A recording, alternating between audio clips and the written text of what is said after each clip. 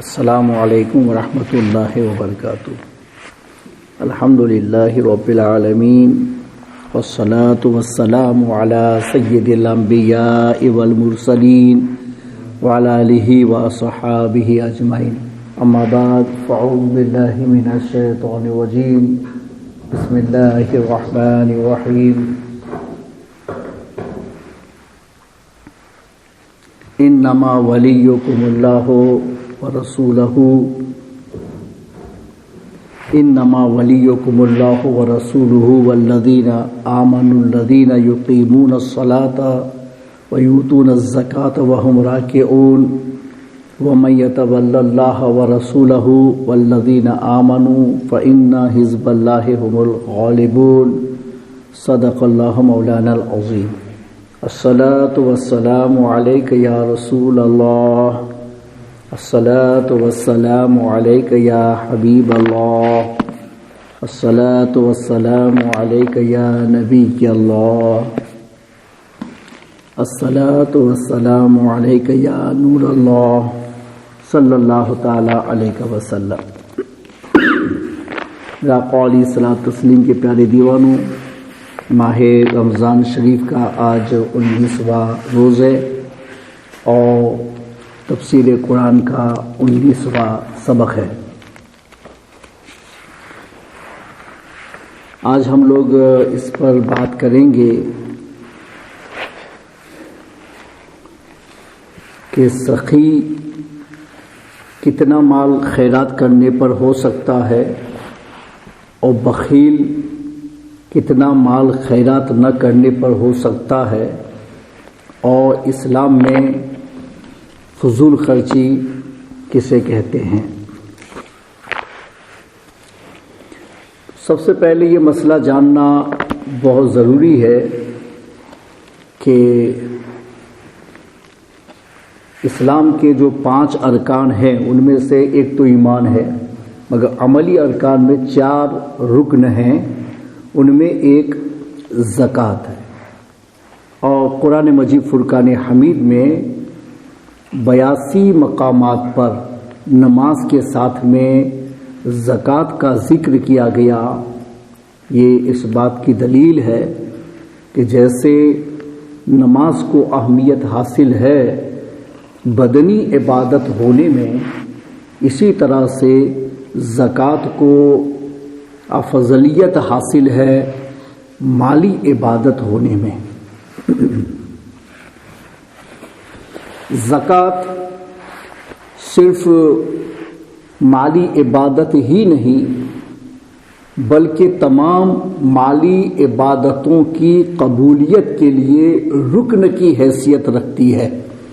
یعنی کوئی آدمی کتنا بھی اللہ کے راستے میں صدقہ و خیرات کرے، مگر اس پر زکوٰۃ فرض ہے اور وہ فرض زکوٰۃ ادا نہیں کرتا تو اس نے جتنے بھی نفل صدقات کیے ہیں وہ سب کے سب خدا کی بارگاہ میں قبول نہیں ہوتے ہیں، معلق چھوڑ دیے جاتے ہیں، اس لیے کہ اس نے فرض پر عمل نہیں کیا، تو نوافل قابل قبول نہیں بنتے۔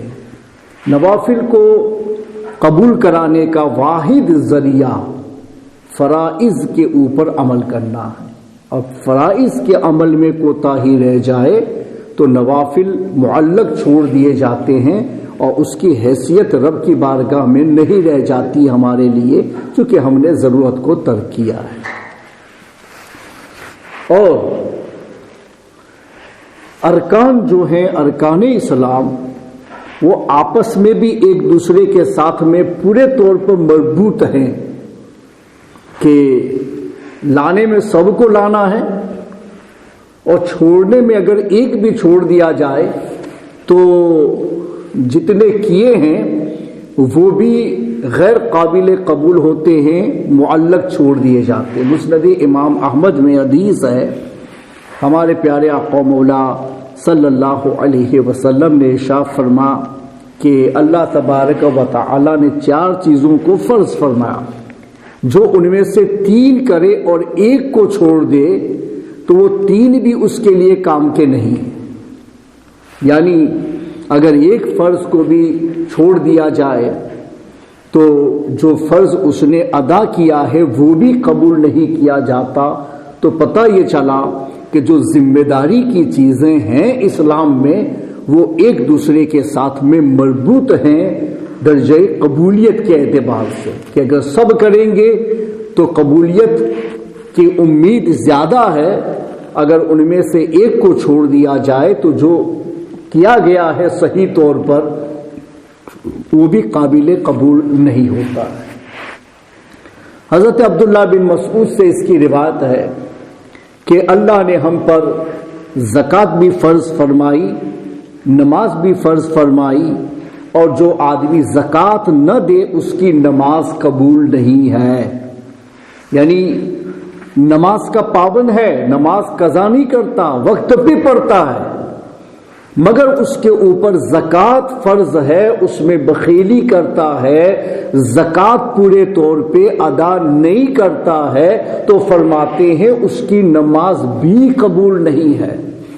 تو پتہ یہ چلا کہ زکوٰۃ ادا نہ کرنے سے آدمی کے کیے ہوئے فرائض بھی درجہ قبولیت پر فائز ہونے سے روک دیے جاتے ہیں.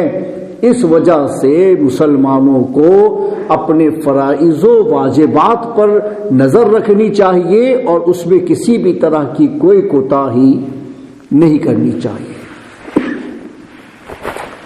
قرآن پاک میں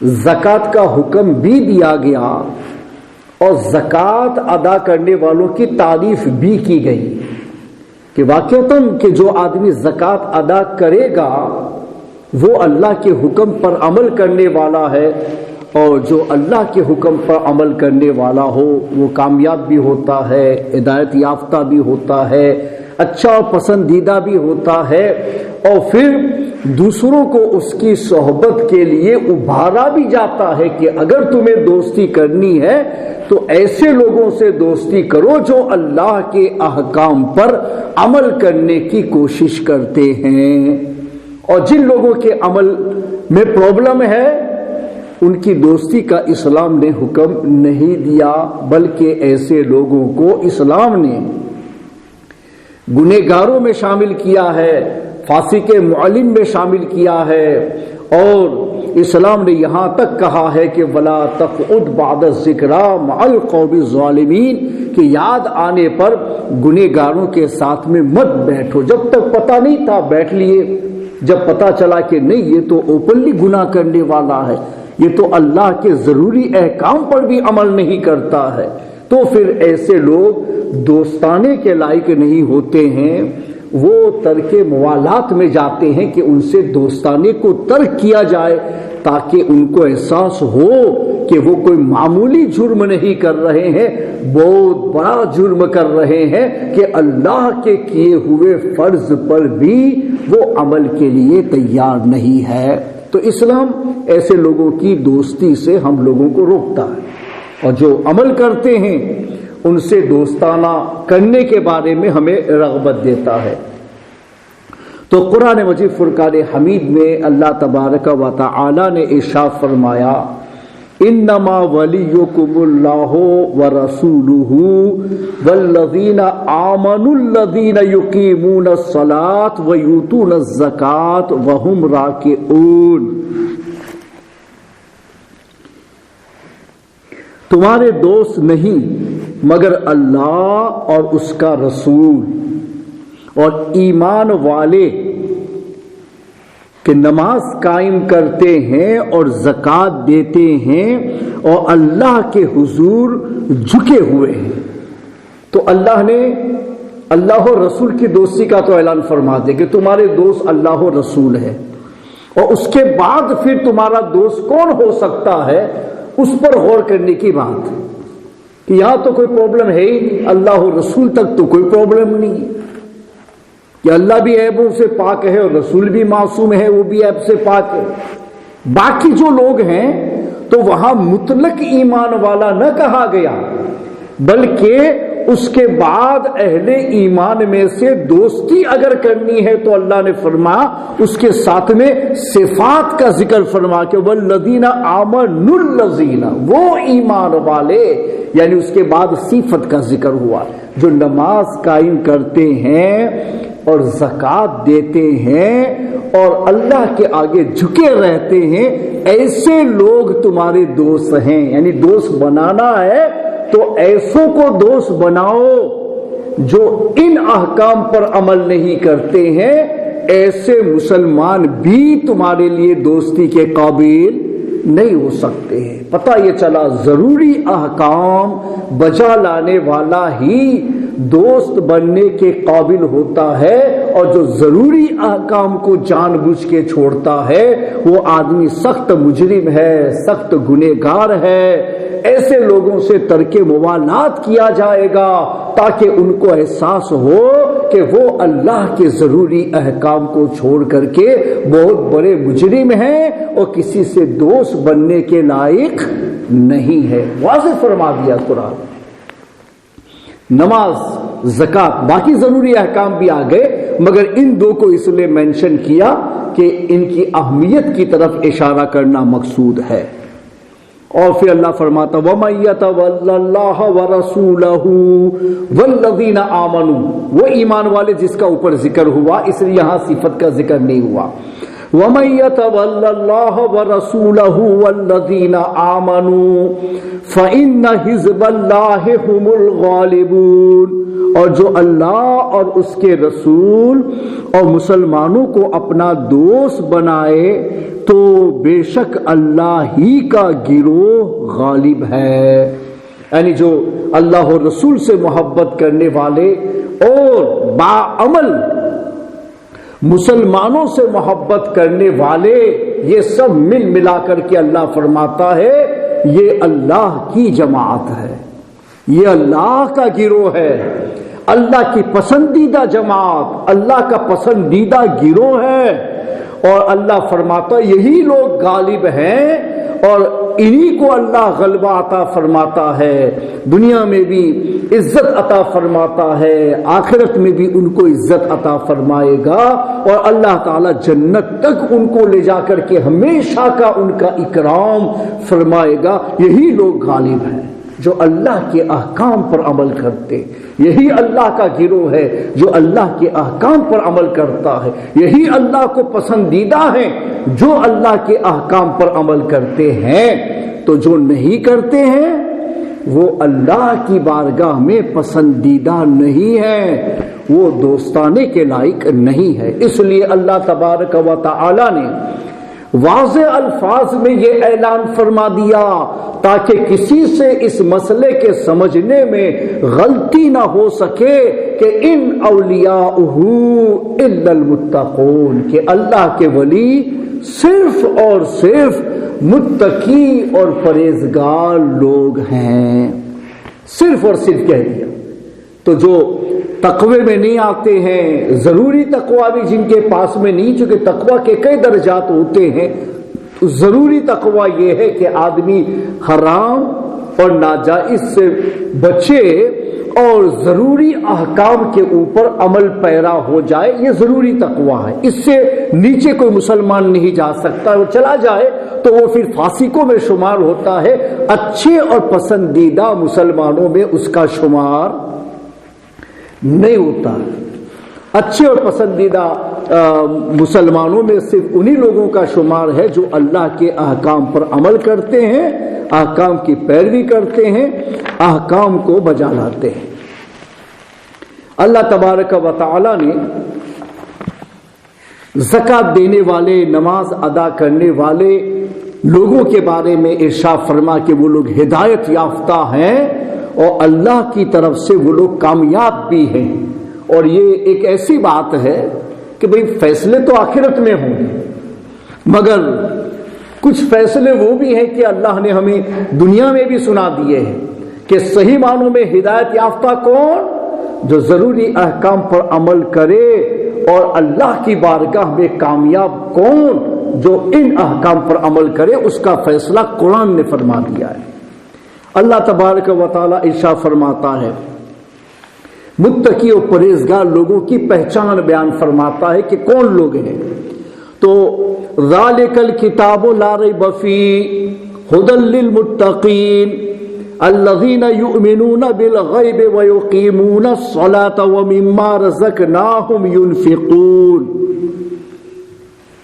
اللہ تعالیٰ فرماتا ہے وہ بلند رتبہ کتاب قرآن کوئی شک کی جگہ نہیں، اس میں ہدایت ہے ڈر والوں کو، متقی اور پرہیزگاروں کے لیے واقعتاً کما حق ہدایت ہے قرآن، اس لیے کہ قرآن کی ہدایت سے یہی لوگ فیضیاب ہو رہے ہیں. پھر ان کی تعریف اور ان کا ڈیفینیشن بیان کیا جا رہا. متقی کون لوگ ہیں؟ الذین یؤمنون بالغیب، جو بے دیکھے ایمان لائیں، وَيُقِيمُونَ الصَّلَاةَ اور نماز قائم رکھیں، وَمِمَّا رَزَقْنَاهُمْ يُنْفِقُونَ اور ہماری دی ہوئی روزی میں سے ہماری راہ میں اٹھائیں یعنی خرچ کریں. وَالَّذِينَ يُؤْمِنُونَ بِمَا أُنزِلَ إِلَيْكَ وَمَا أُنزِلَ مِن قَبْلِكَ وَبِالْآخِرَةِ هُمْ يُوقِنُونَ. اور وہ کہ ایمان لائیں اس پر جو اے محبوب تمہاری طرف اترا اور جو تم سے پہلے اترا، یعنی ساری آسمانی کتابوں پر ایمان لائیں اور آخرت پر یقین رکھیں. اولئک علی ھدی من ربہم واولئک ھم المفلحون. وہی لوگ اپنے رب کی طرف سے ہدایت پر ہیں اور وہی مراد کو پہنچنے والے. تو اس میں اللہ تبارک و تعالی نے متقیوں کے ڈیفینیشن میں نماز کو بھی شامل کیا اور اس کے ساتھ میں اللہ کے راستے میں کچھ خیرات کرنے کے ذریعے سے زکوٰۃ کو شامل فرمایا کہ زکوٰۃ ادا کرنا یہ اللہ تبارک و تعالی کی طرف سے ایک ضروری حکم ہے اور اس حکم پر ہم لوگوں کو عمل کرنا اتنا ضروری ہے کہ اس پر عمل کو ترک کر دیا جائے تو اس کی وجہ سے آدمی دائرہ شرع میں باعزت نہیں رہ جاتا بلکہ اس کا شمار فاسق و فاضل لوگوں میں ہوتا ہے، قدرداں لوگوں میں اس کا شمار نہیں کیا جاتا. 18ویں سپارے میں اللہ تبارک و تعالی نے کامیاب لوگوں کا ذکر فرمایا تو اس میں بھی زکوٰۃ کو ذکر فرما. قد افلح المؤمنون الذین هم فی صلاتهم خاشعون والذین هم عن اللغو معرضون والذین هم للزکاة فاعلون والذین هم لفروجهم حافظون الا على ازواجهم او ما ملكت ايمانهم فانهم غير ملومين فمن ابتغى وراء ذلك فاولئك هم العادون والذین هم لاماناتهم وعهدهم راعون والذین هم على صلواتهم يحافظون اولئک هم الوارثون الذین یرثون الفردوس هم فیہا خالدون. نتیجے تک کا بیان فرما دیا اللہ تبارک و تعالی نے. بے شک مراد کو پہنچے ایمان والے. اور ایمان والے کون؟ ایمان والے کامیاب ترین ایمان والے. پھر ان کے لیے صفات کا اللہ نے ذکر فرمایا، جو اپنی نماز میں گڑ گڑاتے ہیں اور وہ جو کسی بیہودہ بات کی طرف التفات نہیں کرتے، لغو اور بیکار باتوں میں نہیں پڑتے، اپنا وقت ضائع نہیں کرتے ہیں، جہاں تک بن سکے وقت بچا کر کے اللہ کی بارگاہ سے قریب ہونے کی کام کرتے ہیں. والذین هم للزکاة فاعلون اور وہ کہ زکوٰۃ دینے کا کام کرتے ہیں اور وہ جو اپنی شرم گاہوں کی حفاظت کرتے ہیں، کھلے عام سطر کھول کے نہیں گھومتے ہیں. جتنا چھپانا اللہ نے فرض کیا ہے مردوں کے لیے تو مرد اس پہ عمل کرتے ہیں، عورتوں کے لیے تو عورتیں اس پہ عمل کرتی ہیں، وہ مسلمان کامیاب ہیں. اور جو کھلے عام گھوم رہی ہیں، شریعت کے احکام پر عمل نہیں کرتی ہے، سر پہ دوپٹہ بھی نہیں رکھتی ہے، جن کے لباس ایسے ہوتے ہیں کہ آدھا بدن تو یوں ہی ننگا نظر آتا ہے، تو یہ مسلمان عورتوں کی عادت نہیں ہو سکتی ہے۔ نن مسلمین کرے بھلے کرے، ان کے پاس کوئی گائیڈ بک نہیں ہے، مگر مسلمانوں کی ایسی عادت کبھی نہیں ہو سکتی ہے۔ کامیاب مسلمان کیسا ہوتا ہے تو اس میں اللہ نے اس کو بھی مینشن فرمایا کہ جو سطر کی حفاظت کرتے ہیں اور اپنے سطر غیروں کے آگے کھولنے کی کوشش نہیں کرتے۔ الا علی ازواجہم او ما ملکت ایمانہم فانہم غیر ملومین، مگر اپنی بیویوں یا شرعی بادیوں پر جو ان کے ہاتھ کی ملک ہے ان پر کوئی ملامت نہیں۔ ہسبینڈ وائف کے لیے اجازت ہے کہ وہ ایک دوسرے کو دیکھ سکتے، باقی جہاں اللہ نے اور رسول نے ممانعت فرمائی ہے اس پر مسلمانوں کا عمل ضروری ہے کامیاب مسلمان ہونے کے لیے۔ فَمَنِ ابْتَغَىٰ وَرَاءَ ذَٰلِكَ فَأُولَٰئِكَ هُمُ الْعَادُونَ، تو جو ان دو کے سوا کچھ اور چاہے وہ حد سے بڑھنے والے ہیں، یعنی باقی جگہوں پر اپنا سطر کھولے، وہ اللہ کے حدود کو توڑ رہے ہیں، وہ اللہ کے احکام کے خلاف ورزی کر رہے ہیں، اور صرف گنہگار نہیں، بڑے سخت گنہگار ہے، بڑے سخت گنہگار ہے ایسے لوگ کہ جو اپنے سطروں کی حفاظت نہیں کرتے ہیں۔ والذین هم لاماناتہم وعہدہم راعون، اور وہ جو اپنی امانتوں اور اپنے عہد کی رعایت کرتے ہیں، امانت رکھی جائے تو اس میں خیانت نہیں کرتے ہیں، اور کوئی ان سے وعدہ کیا جائے تو وعدہ کو فلفل کرتے ہیں، اس کو نبھاتے ہیں، اس کی رعایت کرتے ہیں، وعدہ خلافی نہیں کرتے، نہ لوگوں سے نہ اللہ سے۔ تو اللہ سے ایمان لا کے ہم نے ہزاروں وعدے کیے کہ اللہ تیرے حکم پر عمل کریں گے، یہ کریں گے، وہ کریں گے، اور پھر اس میں مکر جاؤ تو یہ بھی وعدہ خلافی ہے رب کے ساتھ، اور بندوں سے وعدہ کر کے مکر جاؤ تو یہ وعدہ خلافی ہے بندوں کے ساتھ۔ کہیں حقوق اللہ کی خلاف ورزی ہو رہی ہے، کہیں حقوق العباد کی خلاف ورزی ہو رہی، تو ایسے لوگ کامیاب مسلمان نہیں ہیں۔ کامیاب مسلمان وہ ہیں جو امانت کا خیال کرتے ہیں، اس میں خیانت نہیں کرتے ہیں، اور جو بھی عہد و پیمان ہوتا ہے اس کو پورا کرنے کی کوشش کرتے ہیں۔ پھر نماز کی محافظت کا ذکر فرما، والذین هم علی صلواتہم یحافظون، اور وہ جو اپنی نمازوں کی نگہبانی کرتے ہیں، نمازوں کا خیال کرتے ہیں، تو وہ لوگ کامیاب ترین مسلمان ہیں۔ اور محافظت کا مطلب ٹائم ٹو ٹائم پڑھنا، قضا نہ کرنا، ایون کہ مستحب اوقات کا بھی لحاظ رکھا جائے تو بڑی اچھی بات ہے، مگر وہ ہمیشہ یاد رکھتے ہیں کہ ہماری نماز قضا نہیں ہونی چاہیے، کسی بھی حال میں رہیں، مگر خیال ان کو اپنی نماز کا ہوتا ہے کہ بھئی کچھ بھی کام کریں گے لیکن اپنی نماز کو قضا نہیں ہونے دیں گے۔ تو نماز کا اتنا لحاظ کرنے والے لوگ یہ کامیاب ترین مسلمان ہیں۔ تو کامیاب مسلمان بننے کے لیے شریعت میں جو بھی ضروری احکام ہے نا وہ سب اس میں شامل ہو جاتے ہیں۔ کچھ فضیلت کے طور پہ بطور ایگزامپل بیان کیے جاتے ہیں، اس کا مطلب یہ بھی نہیں ہے کہ بس اتنا ہی ہے باقی سب کچھ چھوڑ دو، یہ نہیں ہے۔ اسلام پورا ہی لے کے چلا جاتا ہے، تو اگر کچھ میں کچھ صفات بیان کی جاتی ہیں تو ان کی اہمیت کی طرف اشارہ کرنے کے لیے ہوتی ہیں۔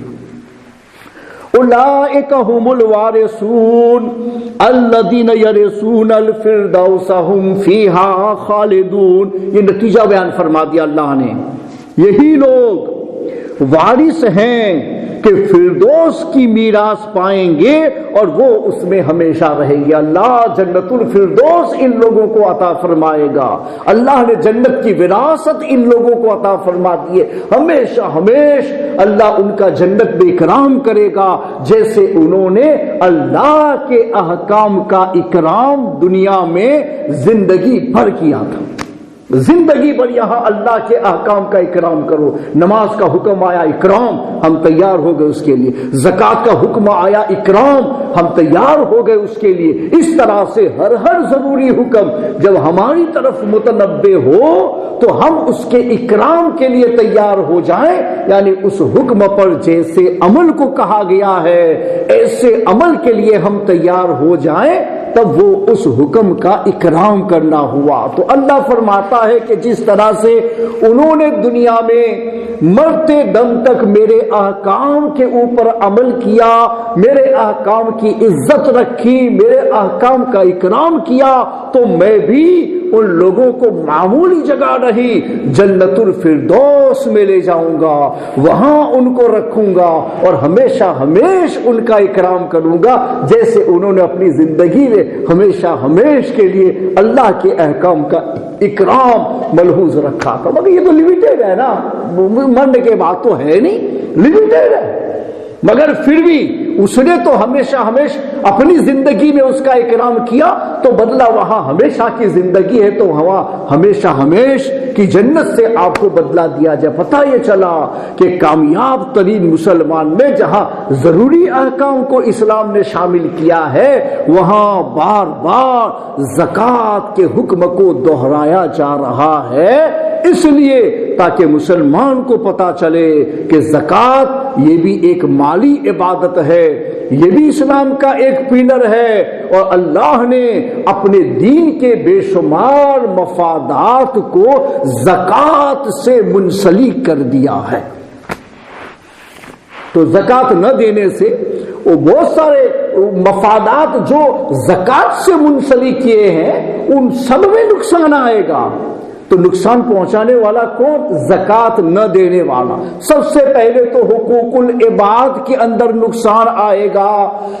حدیث پاک میں آیا ہے کل بروز قیامت غریب لوگ خدا کی بارگاہ میں شکایت کریں گے، میرے مولا ان لوگوں کو تو نے امیر بنایا تھا، انہوں نے اپنے مالوں سے زکوٰۃ نہ نکالی اور ہماری غربت کی طرف انہوں نے نظر نہیں کی۔ تو پروردگار عالم فرمائے گا تمہیں زکوٰۃ نہ دینے کی وجہ سے، تمہارا خیال نہ رکھنے کی وجہ سے ان لوگوں کو سزا دی جائے گی، اور تمہیں 500 سال پہلے میں جنت میں بھیج دوں گا۔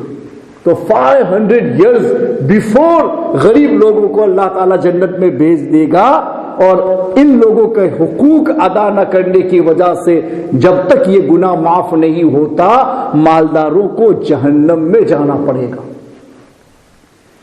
تو حقوق العباد کی پامالی ہوتی ہے زکوٰۃ ادا نہ کرنے میں۔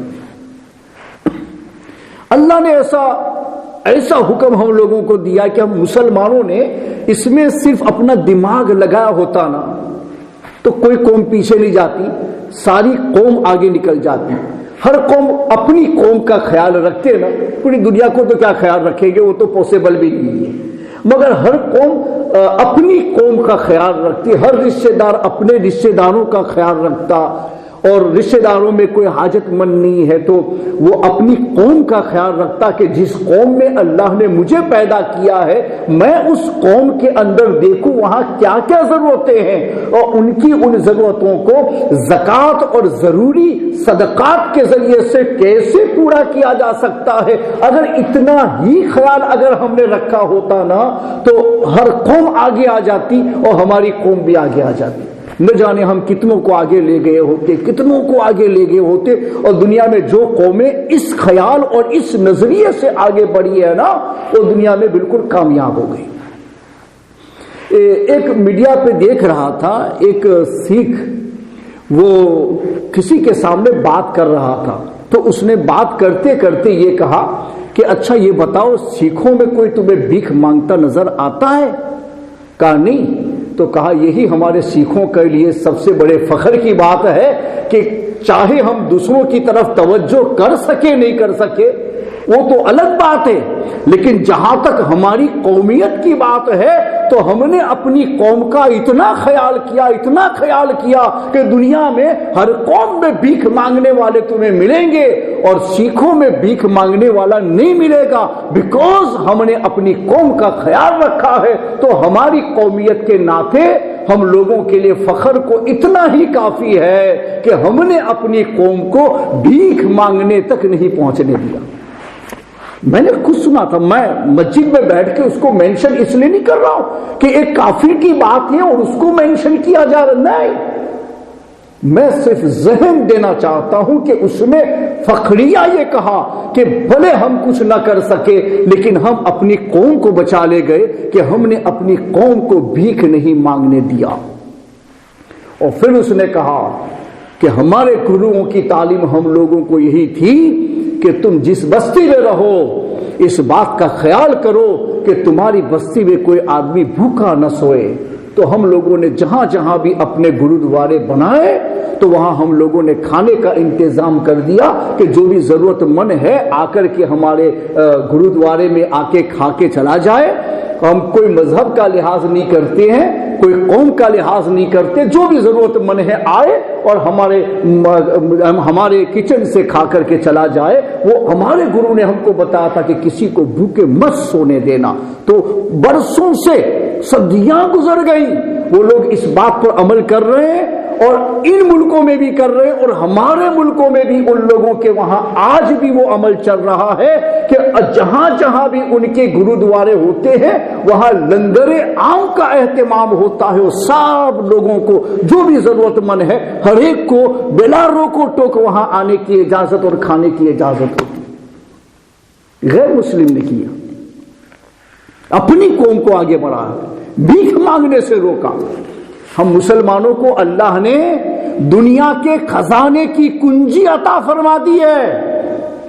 پیٹرولیم ہمارے پاس میں تھا، سب سے زیادہ مالدار ہم تھے، پوری دنیا کو حاجت ہماری تھی۔ ہم اپنی چابی کو روک لیتے تو پوری دنیا کے سسٹم کو ہم ڈیمیج کر سکتے تھے۔ اتنی زیادہ طاقت و قوت اللہ تبارک و تعالیٰ نے ہم لوگوں کو عطا فرمائی۔ ہمارے قدموں کے نیچے سے کوئی زیادہ محنت کرنا نہیں تھا، وہ چیز تو اللہ کی ہے پیٹرولیم، تمہیں تو صرف کھود کر کے وہاں سے نکال کے لا کر کے مفت میں پیسہ کما کر کے خود بھی مضبوط ہونا تھا، اپنی قوم مسلم کو بھی مضبوط کرنا تھا۔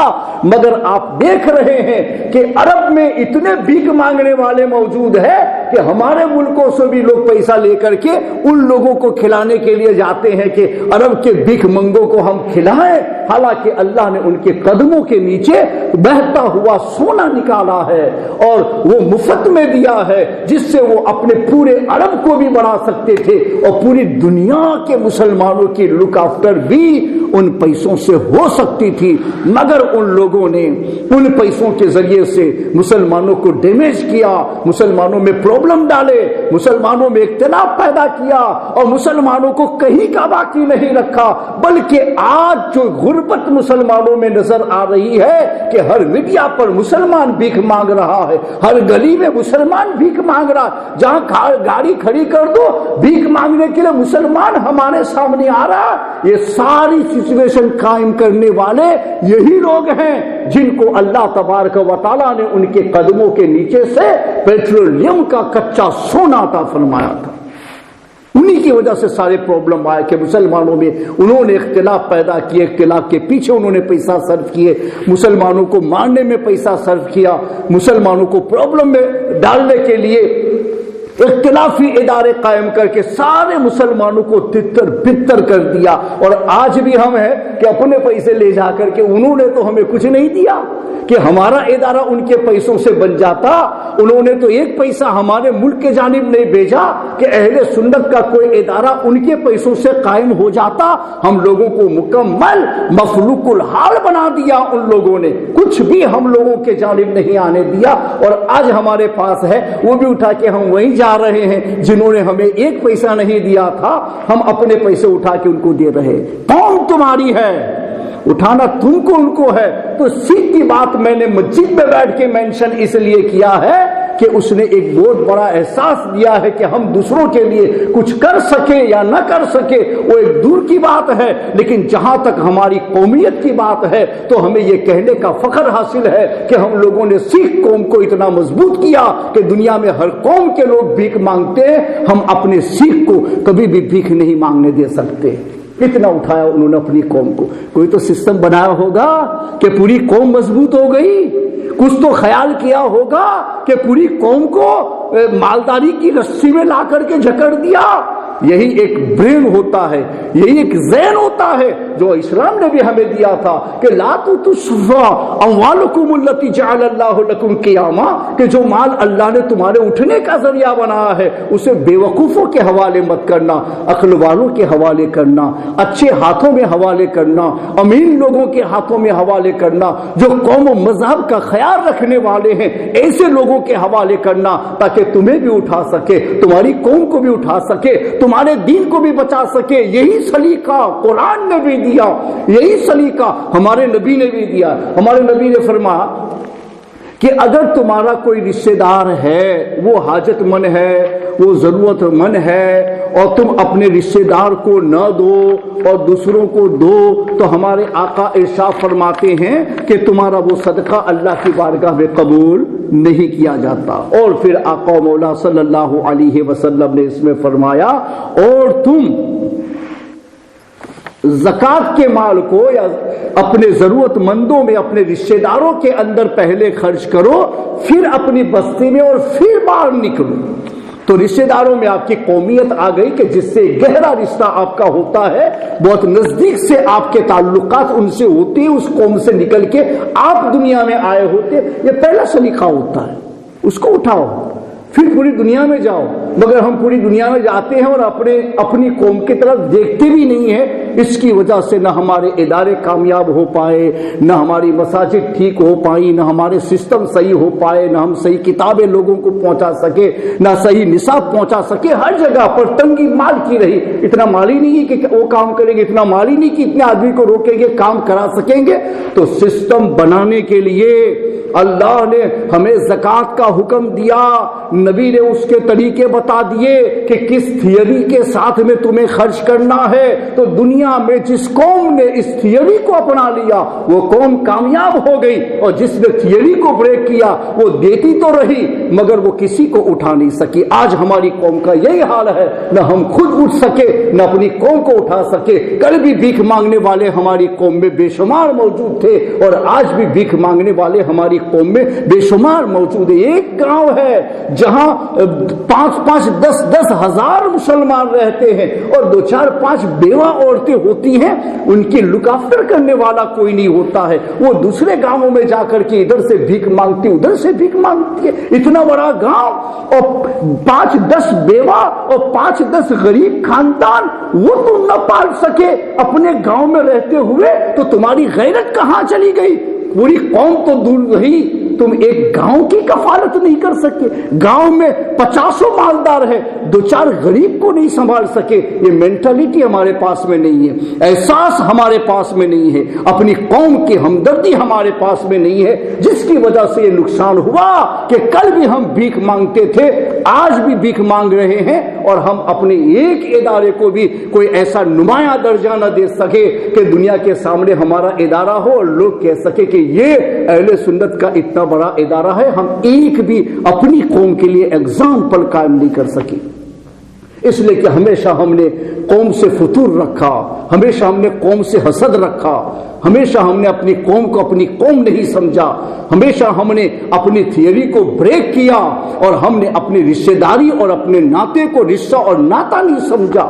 ارے پورے ملک کو سنبھالنا تو بڑی مشکل بات ہے کہ آدمی ملک کا وفادار بن جائے، اس میں تو سب لوگ رہتے ہیں، مگر کم سے کم اپنی قوم کے تو وفادار بنو کہ جس کی غربت کو تم دور کر سکو۔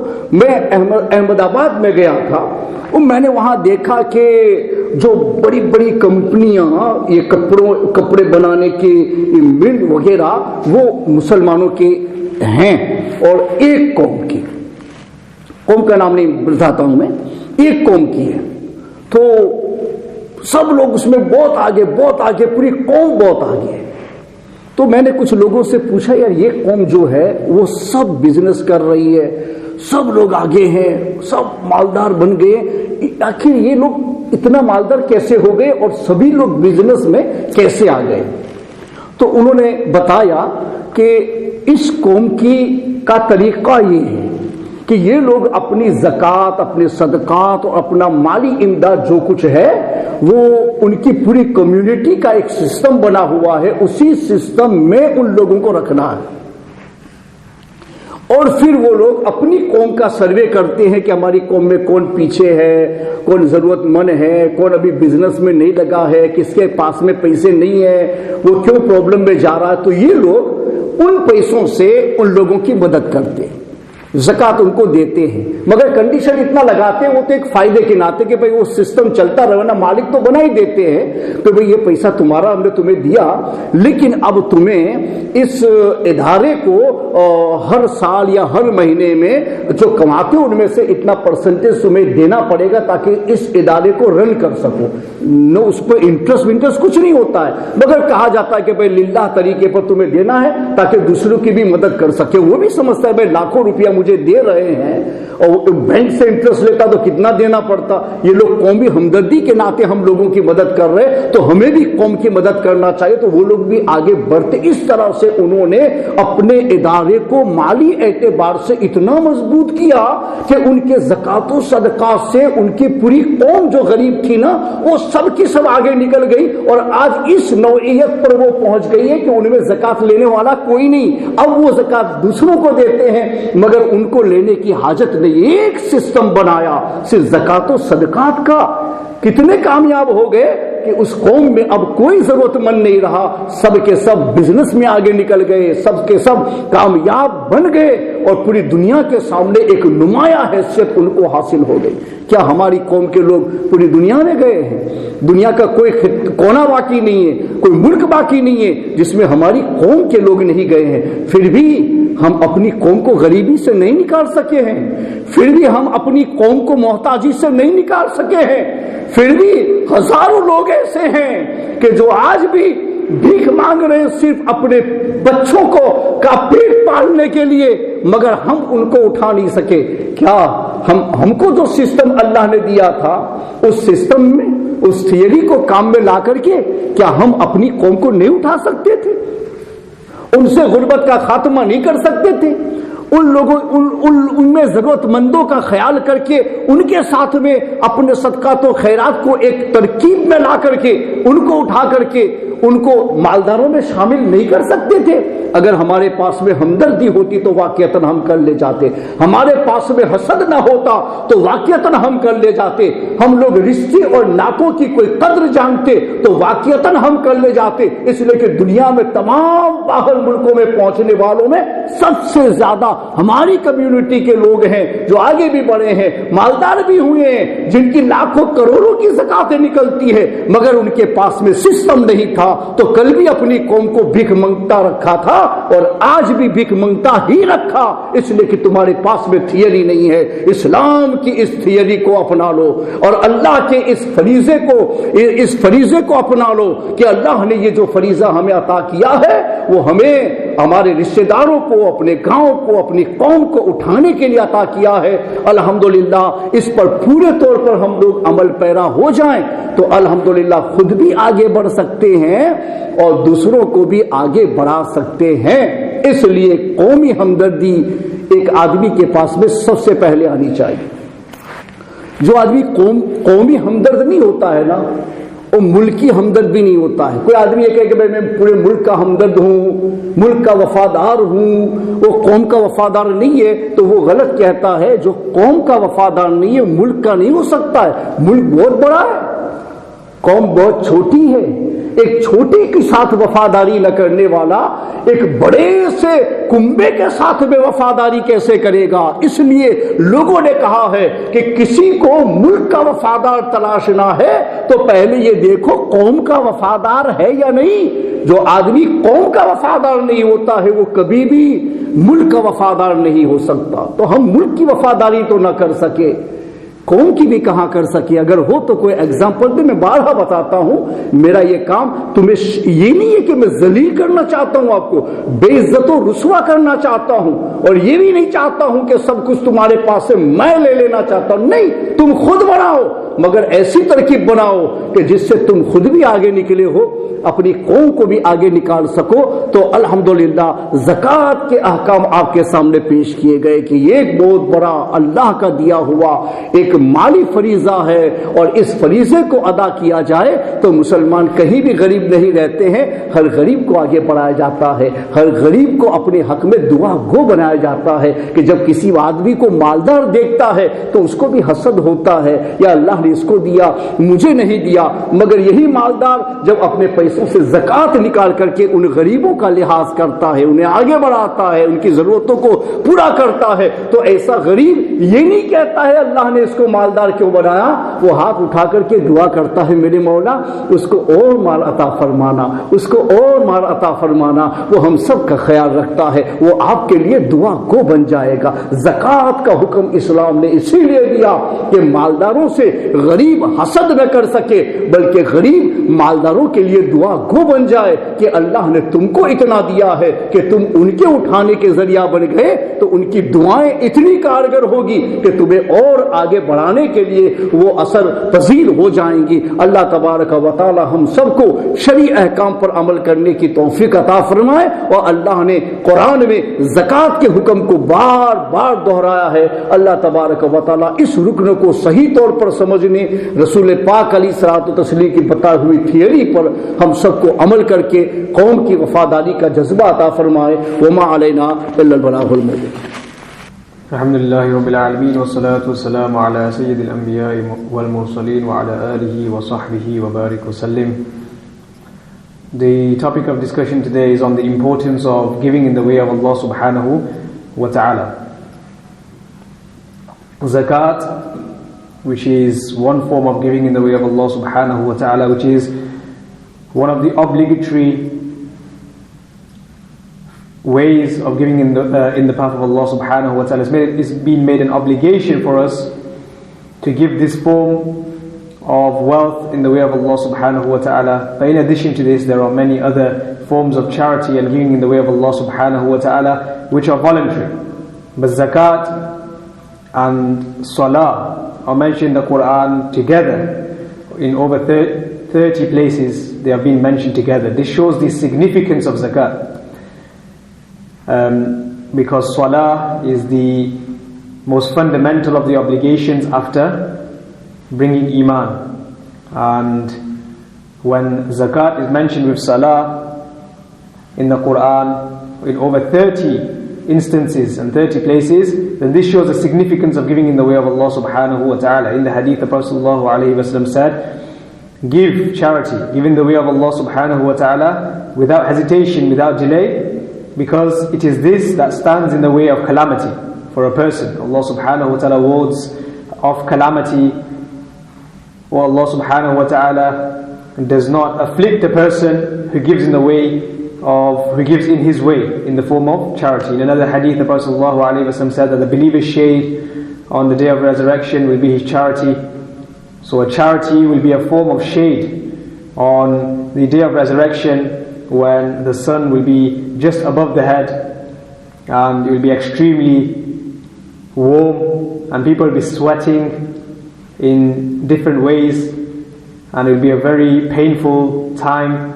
And at this point, Allah subhanahu wa ta'ala will shade a person as a result of his charity, as a result of giving in the way of Allah subhanahu wa ta'ala.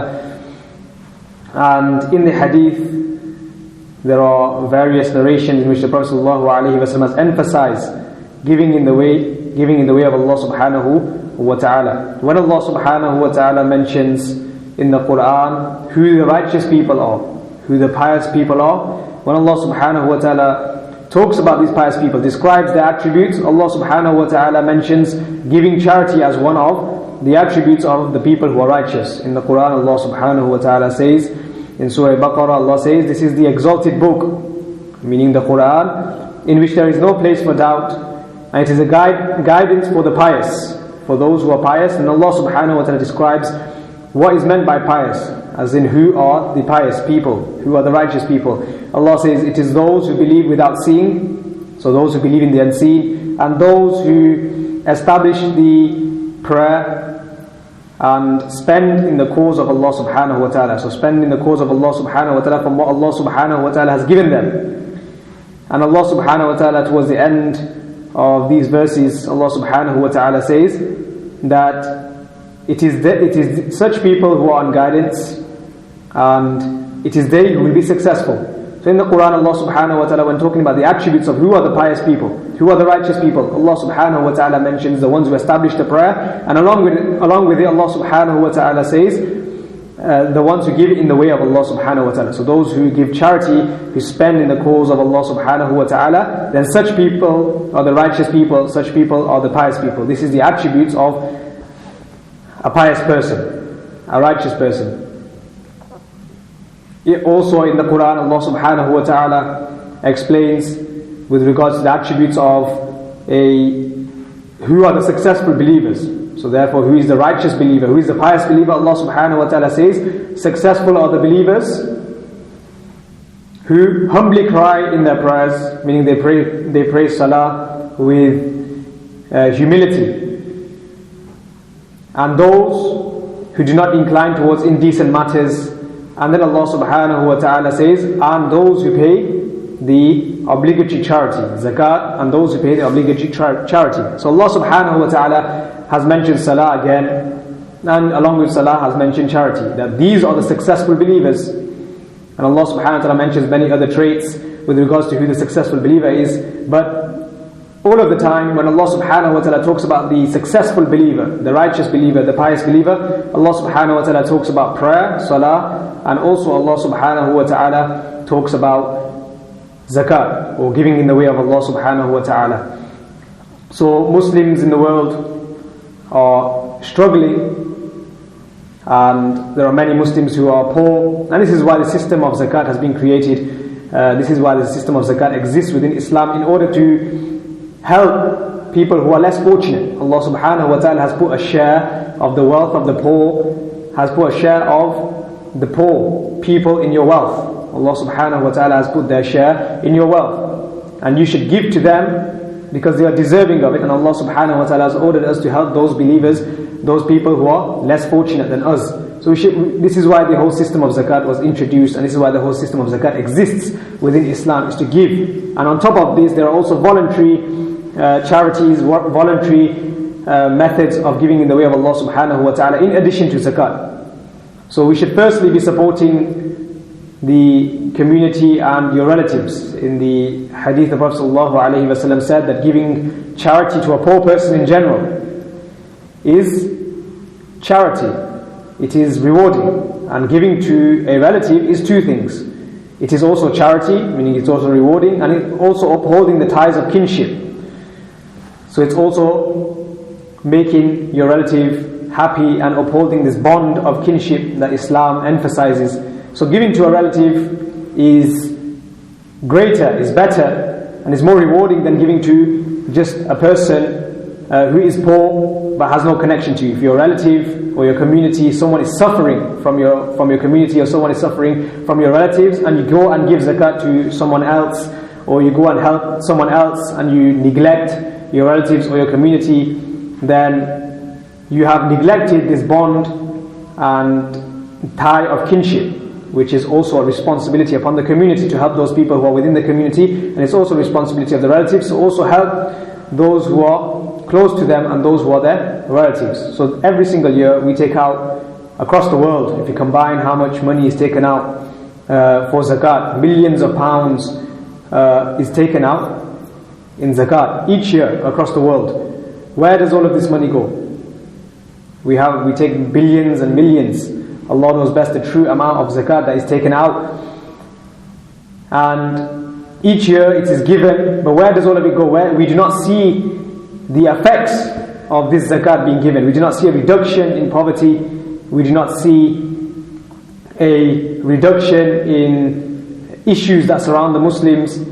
Instead, the situation remains the same, despite people taking out millions of pounds worth of zakat throughout the entire year.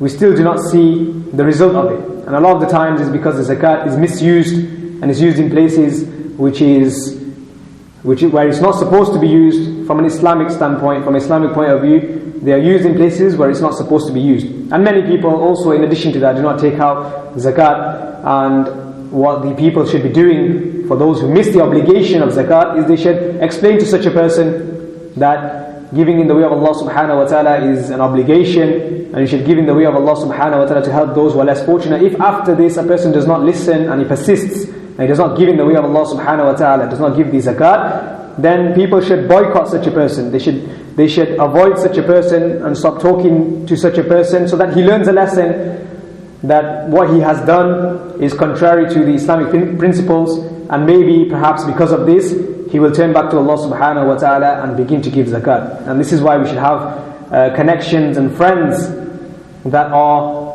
righteous, that they can help you also become righteous. In the hadith, the Prophet ﷺ said that if you cannot stop something with your hands, the summary of the hadith is that if you cannot stop something with your hands, then you should stop it with your tongue, meaning you should give good advice to a person who is falling into sin and help him get out of this sin. This is with the benefit of having good friends. In the Quran, Allah subhanahu wa ta'ala says that you do not have any friends except Allah and His noble messenger and the believers who established the prayer and paid the charity.